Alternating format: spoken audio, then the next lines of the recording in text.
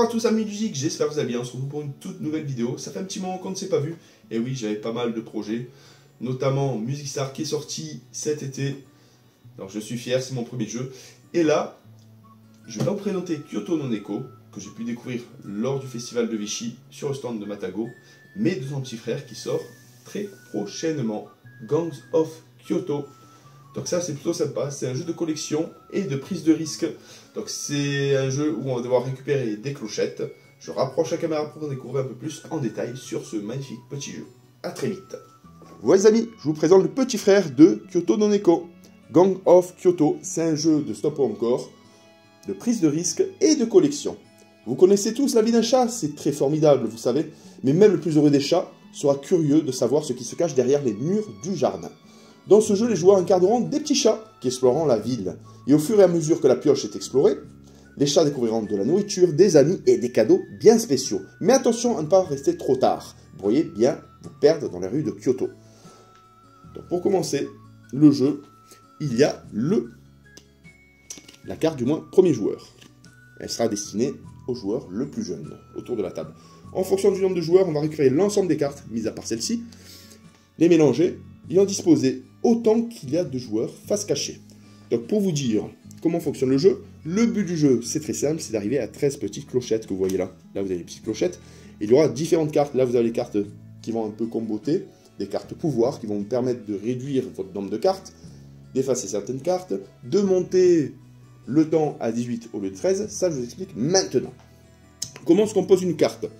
Donc ici, c'est le temps que vous allez passer, il ne faut pas dépasser 13. Une fois que 13 est dépassé, ou on arrive à 13, la manche s'arrête, le joueur efface ses cartes et les autres comptabilisent les clochettes qu'ils ont gagnées lors de cette manche.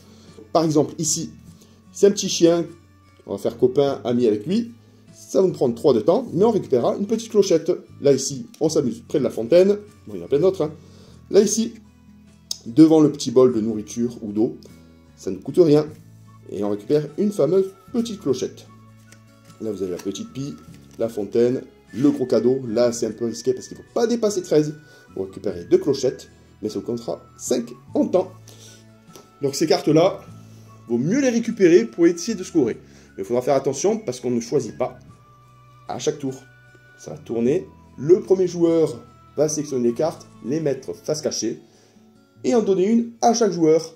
Mais ce qu'il faut se dire, c'est que c'est un peu risqué. C'est que la dernière carte sera donnée automatiquement au dernier joueur qui l'aura choisi. Ça peut être lui, bien évidemment. Il ne saura pas ce que c'est. Les autres cartes seront déterminées et facilement reconnaissables. Ensuite, il y a ces cartes-là, c'est les cartes malus. Elles sont bien embêtantes lorsqu'on les reçoit comme cadeau. Donc ici, ça vous fait perdre 2 de temps, mais vous ne gagnez rien. 4 de temps, mais vous ne gagnez rien. 3 de temps, et vous ne gagnez rien. Et il y a encore ces cartes-là. Ce sont de vrais poisons. C'est les cartes combo. Donc, un joueur vous le donne en cadeau, ça vous donnera 1 de temps, et ça rajoutera une carte de la pioche que vous piochez directement, on ne sait pas laquelle c'est, donc du coup ça peut combiner, il se peut qu'il y ait encore d'autres cartes derrière, ou des cartes petits chats.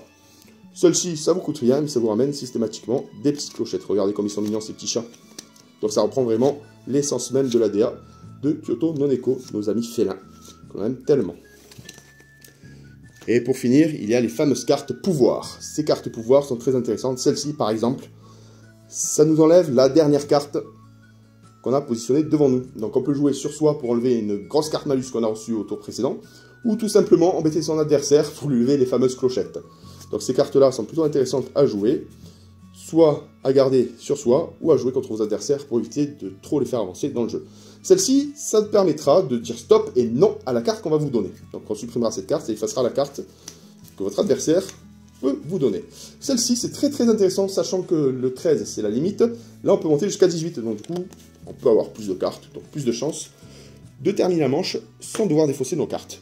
Donc, pour tout vous dire, on prend l'ensemble des cartes, je vous montre juste un petit tour de jeu pour 3 joueurs. Le premier joueur récupère ceci, on mélange l'ensemble des cartes, et hop, le tas au milieu, bien au milieu. Les joueurs débutent, donc du coup, on retire 3 cartes de la pioche face cachée. La première carte, on la retourne, on décide de la donner à qui l'on veut. Donc du coup, je donne à mon adversaire. Donc ce joueur récupère cette carte, qui positionne devant lui. Celle-ci permet de rajouter une carte supplémentaire. Et là, hop, chance à lui, il récupère un bonus de 18. Donc du coup, c'est un cadeau plus ou moins gentil. Ensuite, la prochaine carte, donc il la retourne. Il décide de qui lui est donné. Donc là, il va donner à l'autre adversaire. L'adversaire fait de même, il récupère une carte. Et là, c'est mauvais pour lui. Donc du coup, il débute avec moins 3 points. Et moi, forcément, je choisis le dernier. Ah, ça, c'est très mauvais. Donc je récupère un plus 4. Et je rajoute une carte supplémentaire. Donc je suis à 7. On passe la lanterne au prochain joueur. Et ainsi de suite. C'est aussi simple que ça. Une fois que un joueur atteint 13 cartes ou plus lors d'un tour, le joueur enlève toutes ses cartes et les autres joueurs comptabiliseront tout simplement leur petit gros lot. Et le premier arrivé à 13 remporte la partie. Voilà, Gang of Kyoto, un super jeu rapide, frais et efficace. A très bientôt pour une nouvelle vidéo. Bye bye!